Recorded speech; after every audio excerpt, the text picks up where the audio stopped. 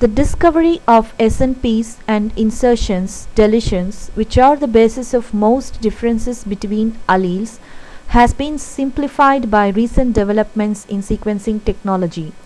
In corn, it is highly specific because of intraspecific nucleotide diversity and the availability of many gene and expressed sequence tags.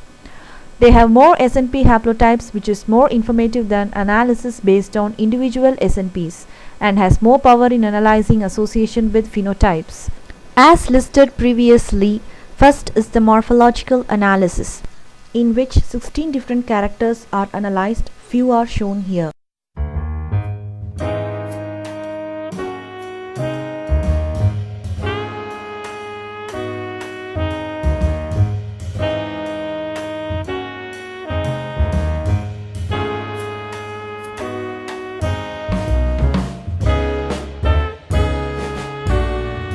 The next step is the DNA extraction, in which leaf sampling holds the first step.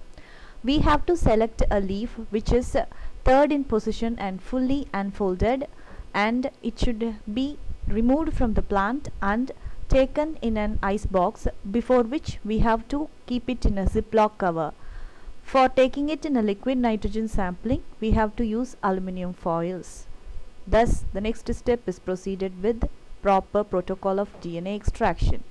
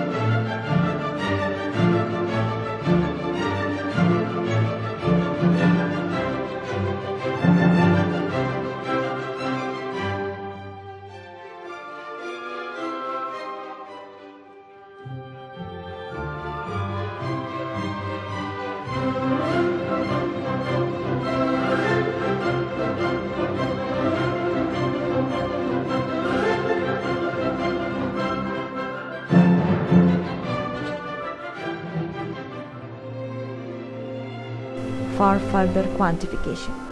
Quantification starts with the gel running at 0.8% agarose for DNA check. The samples are well mixed with the dye before loading, and they are loaded sequentially and run at 80 volts for 20 to 25 minutes. PCR for the quantified DNA, for which primers are designed according to more polymorphic bands, which amplifies 400 to 700 base pair segments of DNA, which are frequently derived from genes of interest or ESTs. Selecting amplicons in the non-coding regions like introns or 3-UTRs will improve polymorphism by threefold. PCR is preferred on a set of highly diverse but preferably inbred individuals that represents the diversity in the population of interest. The PCR products are sequenced directly in both. In the case of rice, the pre-screen amplicons are needed, but in the case of maize, which are not needed since the rate of SNP polymorphism is likely to be high, that 80% or more of the amplicons sequenced from diverse individuals will be polymorphic. PCR is done for both normal and SNP mutants, which are sequenced and analyzed through softwares for finding the individuality of the cultivars. Both phenotypic data and genotypic data are needed to analyze in the Tassel software. Phenotypic data are scored 1 and 2 according to the cultivars. And coming to the DNA sequence, that is the genotypic data, individual cultivars sequences are taken from NCBI, and both phenotypic and genotypic data are fed into the notepad.